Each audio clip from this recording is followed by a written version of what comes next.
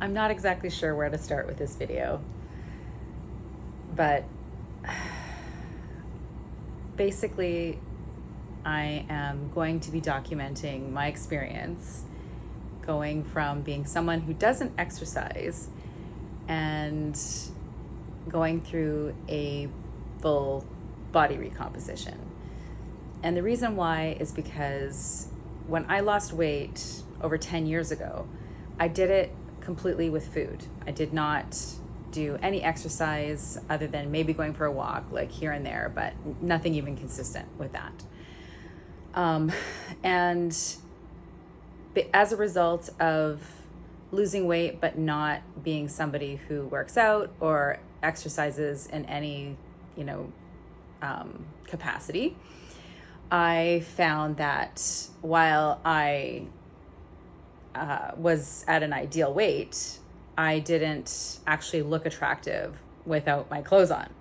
So I would feel like even though I was at an ideal weight, it didn't make me feel attractive. So other than in clothes, right? Like at a certain weight, there's a certain weight that, like if I'm 135 pounds, then pretty much everything I put on, it looks good on me, other than a bathing suit, right? Because basically I released the weight, but I was skinny fat because I didn't actually restore my muscle mass. So when I was 36 is when I became obese. And it was by the time I was 40 that I was down to like a really good weight, about 129, 30, 31, 131 pounds.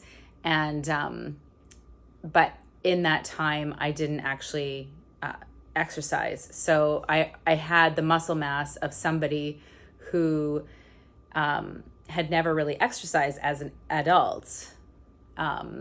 So that's like, my whole 20s and my whole 30s up to the age of 40, I hadn't exercised. So, I just, after having children, I felt flabby, and losing the weight didn't change that. I was still flabby, and I still am flabby. So, and I've done nothing about it all this time. So other than whine about it. And, I suggest as somebody who helps people lose weight without dieting that, you don't need to exercise to lose weight. That's true.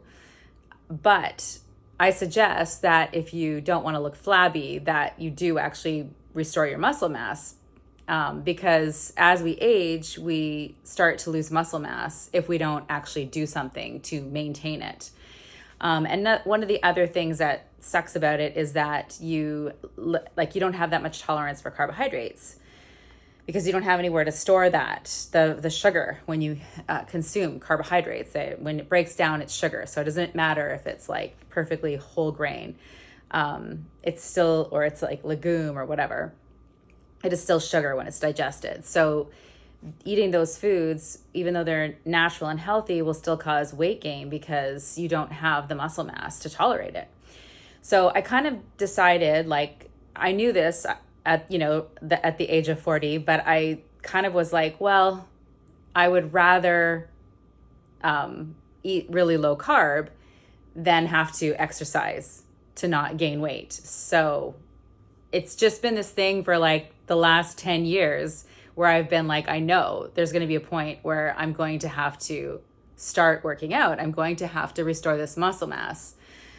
And so now, at this moment, I'm 49 and nothing's really changed. I don't feel like I'm more flabby than I was at 40, but it's not like it's basically, it's never going to change unless I change something about it, right? Like I'm always going to gain weight when I eat carbs if I don't restore my muscle mass. So I basically, in the last, I would say 6 months, like since I got back from Baja, I noticed like probably within the first 3 months that I was here that I was heavier, but I didn't know how much heavier because I didn't have a scale. So, but I could just feel it, it, right? When you've gained some weight. So the first, 3 months or so, I didn't check the scale because I don't have one. And I just kind of thought, well, I just need to get back to what I do. and then everything will level out again. And so I did kind of feel like everything was leveling out again. But again, this is coming from like not really knowing, because I also wear clothes that are loose. Like I don't wear like super tight clothes. So if I'm stretching them, I'm not going to notice as much as like someone who wears clothes that are tight. So I didn't weigh myself. But then I started getting into some habits that were not so great. So I'm in school right now studying herbal medicine. And it's interesting because actually before I started school, I had this little bit of a fear come up around this, because my habit has been in the past that when I'm in school and I have to study something I don't feel like studying, which of course, when you go to school, there's many, subjects that you actually enjoy and you feel like studying. And then there's other classes where, it's like draining and you'd much rather be studying something else, right? So I basically started to use carbohydrates as a form of stimulation. So because of the intense anxiety that I was experiencing from having so much responsibility on my plate and then all these deadlines, I had to stop drinking coffee because I was getting like super anxious. So I had to switch to decaf. And prior to this point, if I needed something to get me through something that I didn't want to do, I would use coffee for that, right? Because of the serotonin boost. So without my coffee, I basically had no crutch to rely on. Like, I can't not do, a course that I don't feel like doing if I want to graduate. But I was feeling like I just needed something to get me through it. And I couldn't use caffeine anymore to do that. So I was like, maybe like basically what I do is I go to Starbucks in the morning and take advantage of the big windows so I can like have delicious sun on my skin and in my eyes, which I love the sun in my eyes. So I live in a really tiny little micro suite and there is like hardly any sun in here. So I can't bear to stay home in the morning. I have to go where I can get sun in my eyes. So I go to Starbucks every single morning. Like I work there in the morning from like 6 a.m. to about 11 before I have to go home, either to see a nutrition client or to go to school, because my school starts at noon. And every single day that I like, basically if there is like a deadline or like a test and I'd have to study, I would need something to stimulate me to deal with the fact that I have a deadline and that I maybe don't feel like studying this particular topic. So I switched to carbs. So in the last like 3 months before, like, so I would say, okay, we're at November, October, September, October, November. Yes. That is when I started using carbs to get me through it. So I would order a sandwich every day at lunch that I was there still by that time. And prior to this, if I was hungry, my habit would be like, well, I would have coffee. So I wouldn't need to have, the carbs to make me feel happy and motivated to keep going or to push myself through it as a stimulant. And I would just have like egg bites or something like that, which is not high in carbs and does not cause weight gain. So, but that wasn't giving me, I wasn't getting the caffeine and I wasn't getting, anyways. So I just did. I just literally was like, that, I don't care. I'm having these sandwiches. So I'd have these little sandwiches, and then every once in a while, maybe a few times a week, I'd order a chocolate croissant. And there's actually these like other aspects of things that are going on. It's not just those things. Like prior to that little period, when I got back from Baja, my knee really, really hurt. And at this point, like I wasn't really quite sure what to do, other than that I knew that there was a connection between like excess cortisol and the catabolic effect that cortisol has in your body, basically causing my body like to want to eat up the muscles on my knee or something like that. So I don't know that for sure, but I happen to be studying with a course called Bioindividualized Nutrition. And one of the things that I was learning in that course was about how to eat foods that put you in a more anabolic versus a catabolic state. So this knee thing, being in Mexico, I had absolutely nothing that I could use, like, because we were staying in such a small town that there's like no access to any supplements there. And the meat was kind of freaking us out. I'm not a big meat eater anyways. Like, meat is amazing. It makes me feel so great, but I don't like the taste of it. So now I'm in a place where I don't even know if I trust the meat. And so I'm barely eating it. So I ate it twice because somebody pointed out this like one thing. She was like, oh, this, if you're going to eat meat here, get this one, and was only able to get it twice. So I had nothing but this course telling me, if you eat these foods especially like certain times of the day, they'll put your body more into an anabolic state versus a catabolic state. And so I was like, well, maybe that's it. Maybe it's the cortisol being in a catabolic state that is causing this knee pain, like inflammation and breakdown in my knee. So I just tried it and I got relief almost immediately. I went from like my pain being an 8 down to like a 5, like in one night. And so the foods that I need to increase to get into an anabolic state are very creamy, fatty foods. So, which is fine because I've always eaten that way. I've always eaten a lot of like foods that are high in fat, but which is fine if you're also not eating, carbs. So that worked for me great when I was in Mexico. I got my pain like over time that went from like 8 to 5 to like down to like a 3. So by the time I got back here at home, I got myself down like even more through better hydration and, not just drinking pure water, but adding electrolytes, etc. Taking some herbal supplements as well, like herbal infusions, not like in pills, just like actual herbs infused in water. So, getting the minerals from the herbs into the water as electrolytes. Got some really great results with that, but I just couldn't I had to continue to eat basically I'd have like egg yolks before bed with some fat in it. So that like usually it looked like sour cream. And then I got into making this like really delicious egg pudding with whipping cream. Okay. So I'm like using this anabolic state to stop the pain in my knee, but an anabolic state is a building state. So if you're not building muscle, guess what you're building? You're building fat.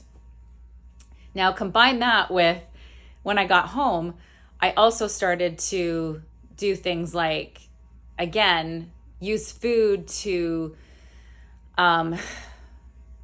like appease myself emotionally just to get through things. So these are totally natural whole foods, but the way I was eating them was not in a normal way. Okay. So I was eating like copious amounts of peanut butter when I first got back. So the problem is with something like peanut butter is that it's not just high in fat, but it's high in carbs, right? I went through another phase with macadamia nuts. So when I'm saying like I was eating it in a weird way, it was kind of like the way I used to binge eat when I was a teenager. So when I was a teenager, I binge ate a lot, but of course I was eating sugar. So, that was much more harmful on my body. So binging on peanut butter or binging on macadamia nuts wasn't like harmful in my body in the sense of like, creating all this inflammation. So at least it wasn't like, I wasn't hurting myself in that sense, like my, like it's just natural, right? So it's not going to have the same effect as like eating like, brownies or something like that. So anyways, I was doing that for about the first 3 months and I cut it. That was the point where I went like, okay, I know I'm gaining weight from doing this. Like I got to stop. I couldn't stop doing the, whipping cream or sour cream at night with the egg yolks because that was keeping my knee pain away. But so I quit it with the nut butters, but then in September, I started to do the carbohydrate thing, right? So but then I was still at night doing the fat thing. So fat and carbs together, not great if you want to not gain weight. So I basically could feel that I was gaining weight, but I just couldn't tell how much, other than that I started, when I would look at myself because I'm in school all day on Zoom, and I could see my face getting pudgy. I was like, okay, I'm gaining weight, but I didn't really know how much, because again, I didn't have a scale.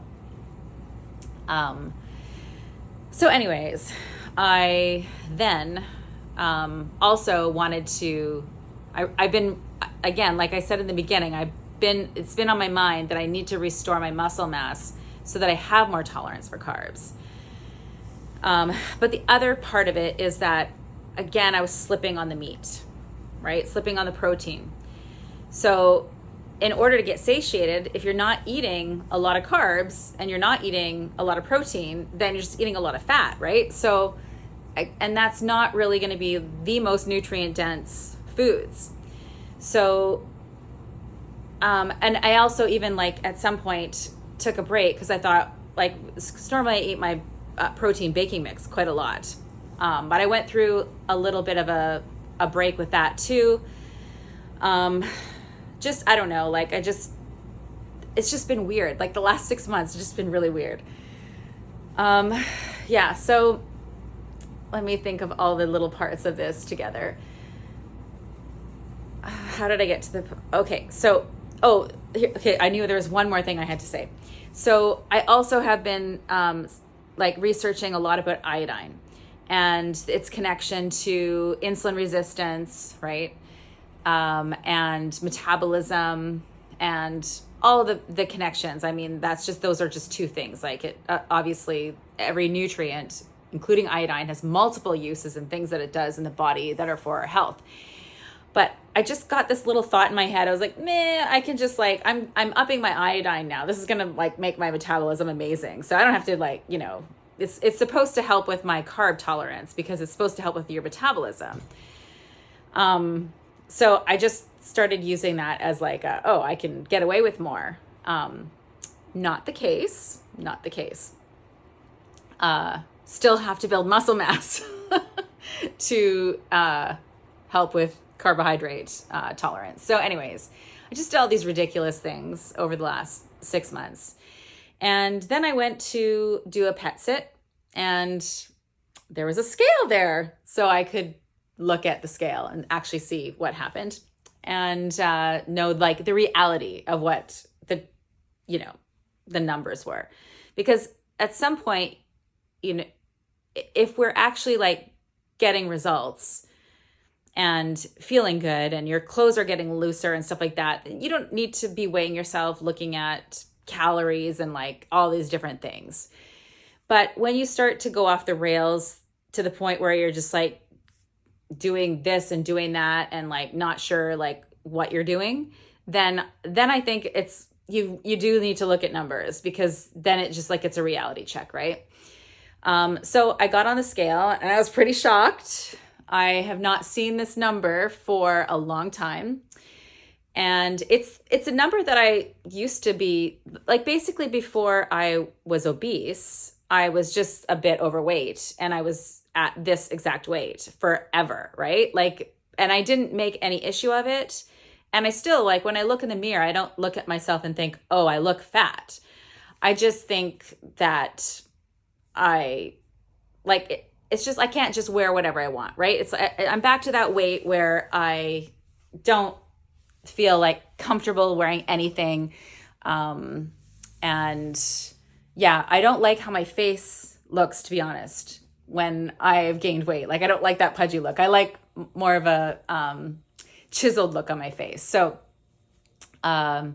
this confirmed it. I'm back. I'm literally back to the weight that I was after I had children, but before I became obese. So here's the number, because I'm going to tell you, because we're going to fix this and then we're going to be able to look at this series and see how this all went.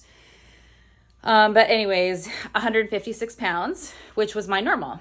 And which is actually overweight. So now I am a natural weight loss without dieting coach who's overweight, which is like uncomfortable for me, right? So anyways, like I know how to fix it. Like it's not that I don't know how to fix it. But it's just that this time I want to fix it the right way. So I want to go back to a comfortable weight where I feel good in everything I wear. But then also I need to restore this muscle mass so that I actually feel like comfortable when I'm in a bathing suit or naked.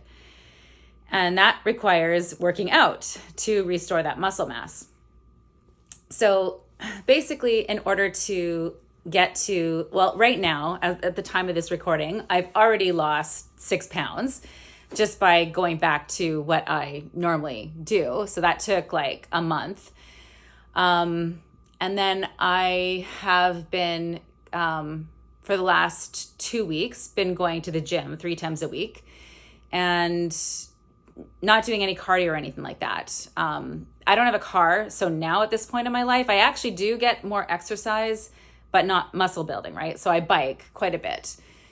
Every day I probably get like somewhere between 40 to 60 minutes of biking, but it's not enough. Like it's not enough to actually build muscle. So, so I'm going to be going 3 days a week, and I've hired a personal trainer, and yeah, that's a thing too. Like my ego is just like feeling it, right? Like I didn't want to even do this video because I felt like embarrassed about, what happened, right? Like how I just like let myself go off the rails, right? Like just so like la-di-da, I'm gonna do this, I'm gonna do that. And yeah, just, it's not my norm. And yeah, I just feel kind of like I understand why I did it because of the stress in my life. So, I mean, we all go through these things. And over the past 15 years since at 36, when I became obese, I've had ups and downs. This is the most I've let myself go back in that direction. The most I had ever gone back up was 149 pounds, which was a couple years ago, again, through stressful times.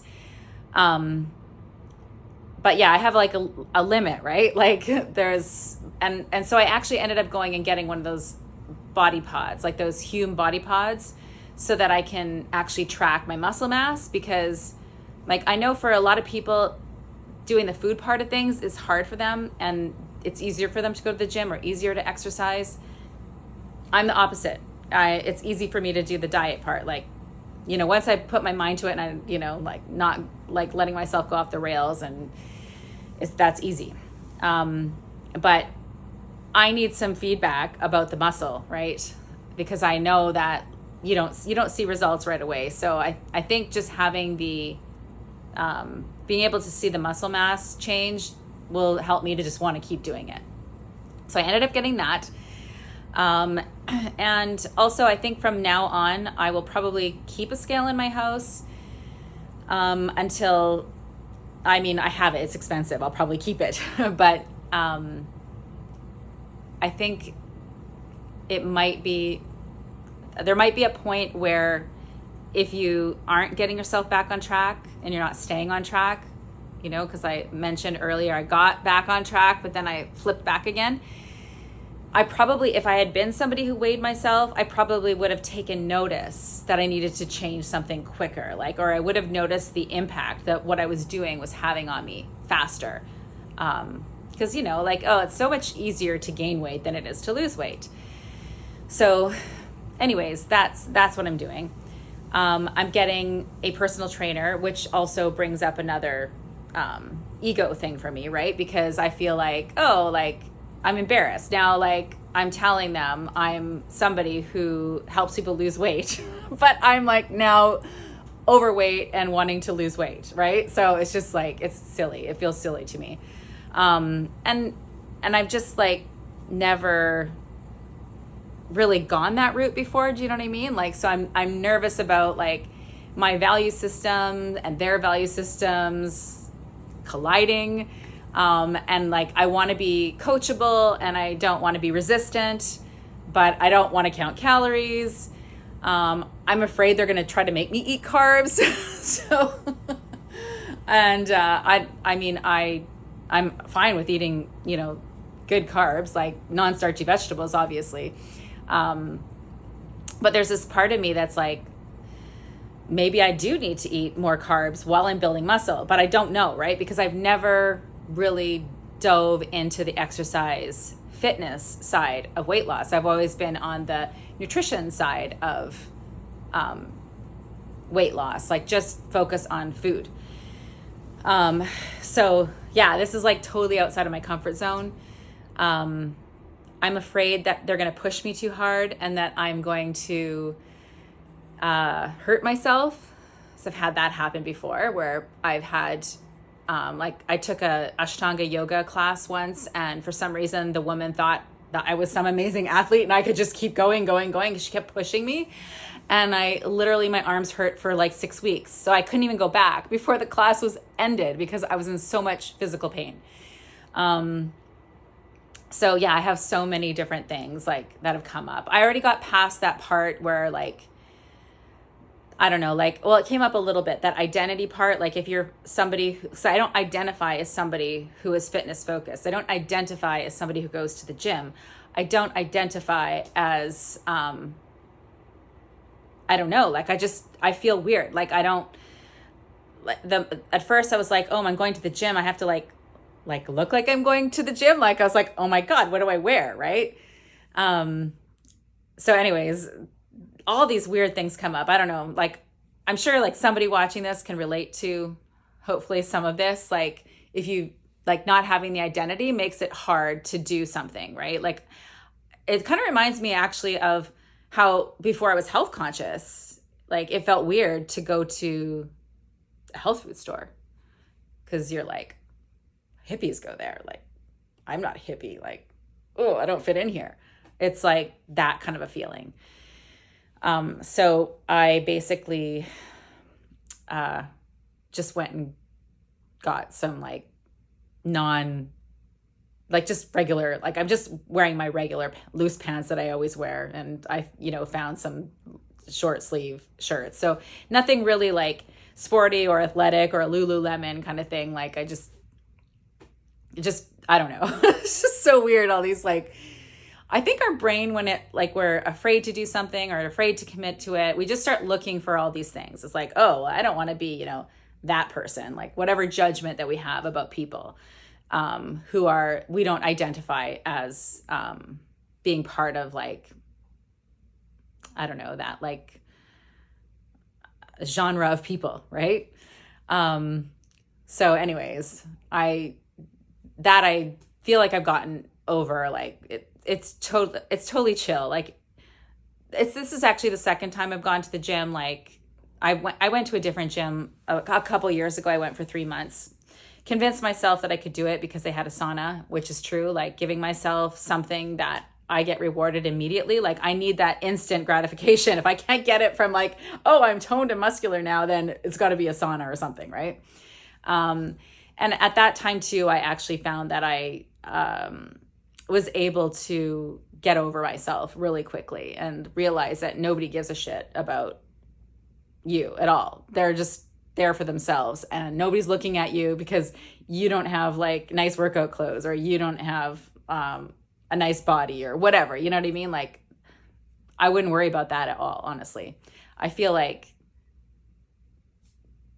it's just good people everywhere, right? So yeah, that's not a thing, actually. I do remember like at some point thinking that maybe that's why I couldn't go to a gym, is because like I just wouldn't fit in there. But I don't know. I guess maybe I don't know enough about gyms. Maybe there's different vibes, different places. But the one that I went to before was Global Fitness here in Kelowna, and that was great. And now I'm at Good Life Fitness, and it's great too. Like, everybody's really nice. So, but anyways, yeah. So I'm nervous. I'm gonna have my first training tomorrow with a fitness person, personal trainer. So that will be interesting. Yeah. Oh, the other thing I'm like totally like about is that when I got the body pod and I did the like, it gives you like, your biological age, all this kind of stuff, and it rated me at 57 and I'm 49. So I was like, fuck you. Like, I don't know. So now I feel like ashamed about that, even though I don't even know what the parameters of that are. Yeah, I kind of feel like embarrassed about that. So I don't know what theirs is going to say. It's supposed to be more accurate. So hopefully I'm not like older even. But yeah, I don't know what the parameters are. It's just like, okay, if I have more body fat, I'm older, like, or is it, other parameters? I don't know. But I wouldn't be too surprised. Like, this past year, 2 years, I've been in school full time, running this business, working, like, it's just a lot. Like, the fact that I'm going to the gym now on top of it is kind of crazy.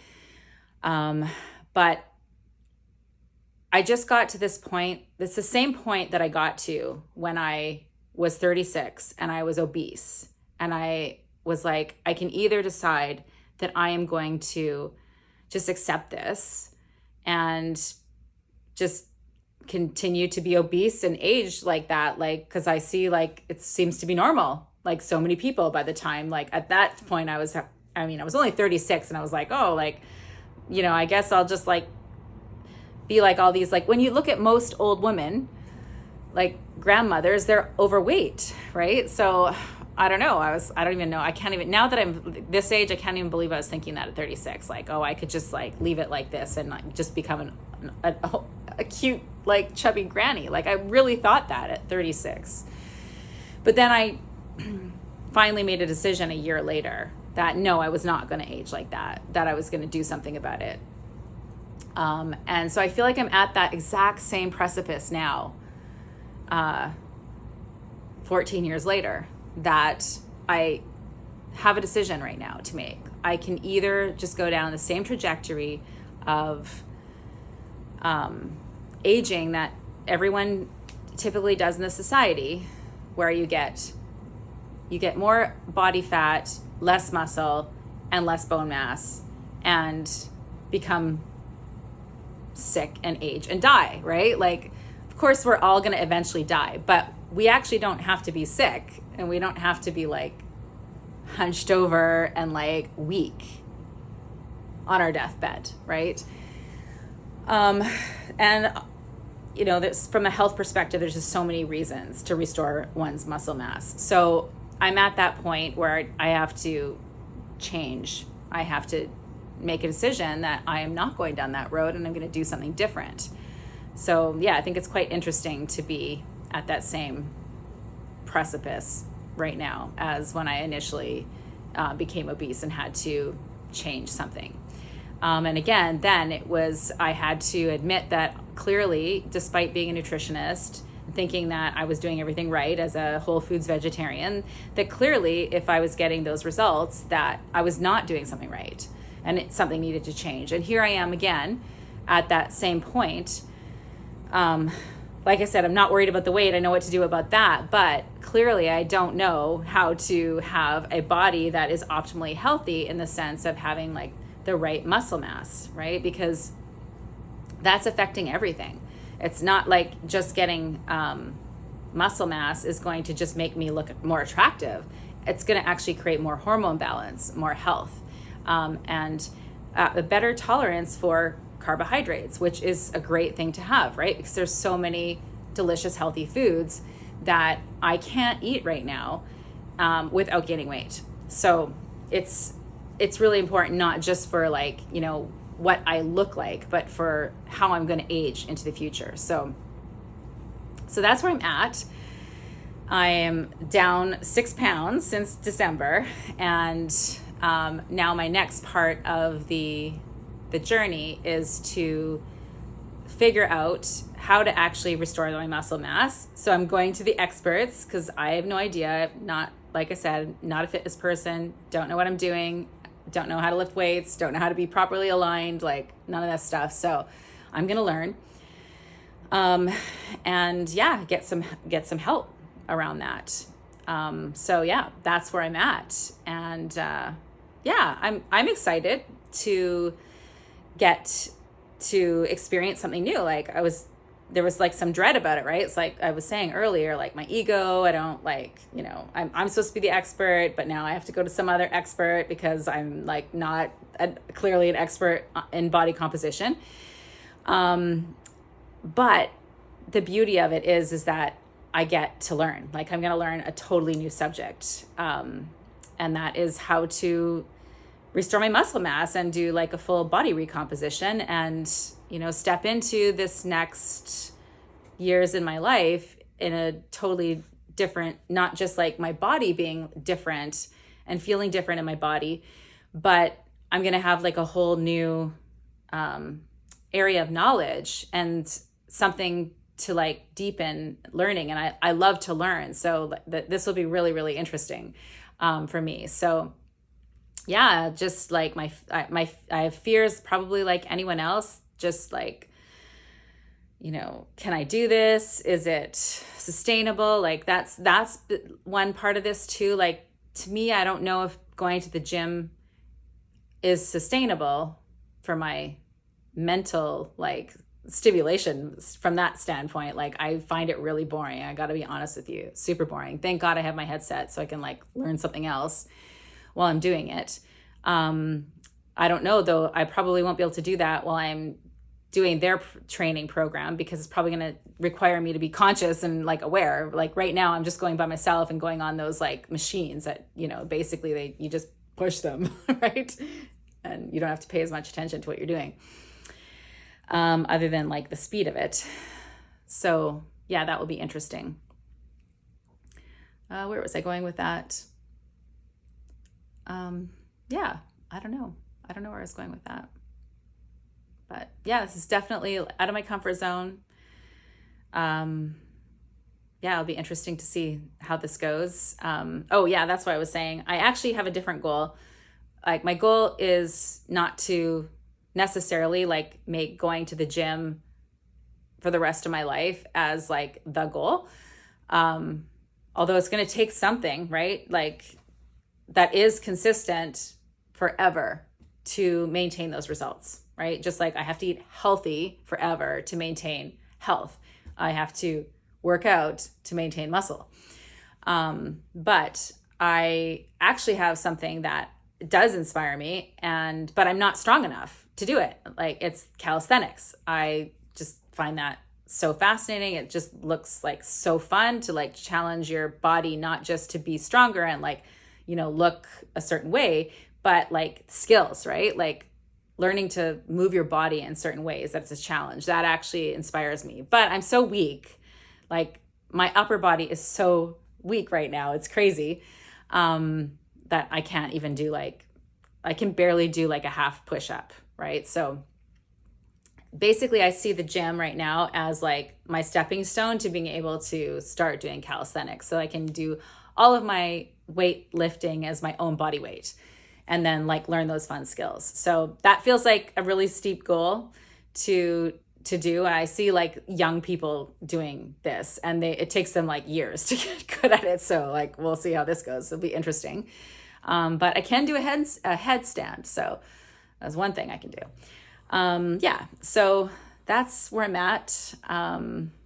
Just on the journey of life, continuing to learn and grow. And, yeah, this is my next level.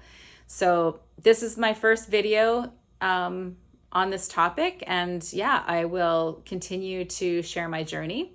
And yeah, okay, I will do one of those like before and afters and take the picture and the video and all that kind of stuff in another video so that we have something to go back to and see the transformation. And yeah, tomorrow, I guess I will do another one of these videos after I come back from my first training session with a personal trainer, which will be super interesting.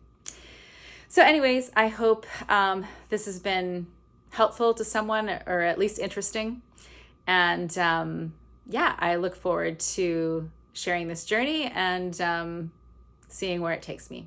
And hopefully something I'm learning will be of benefit to you as well. Thanks.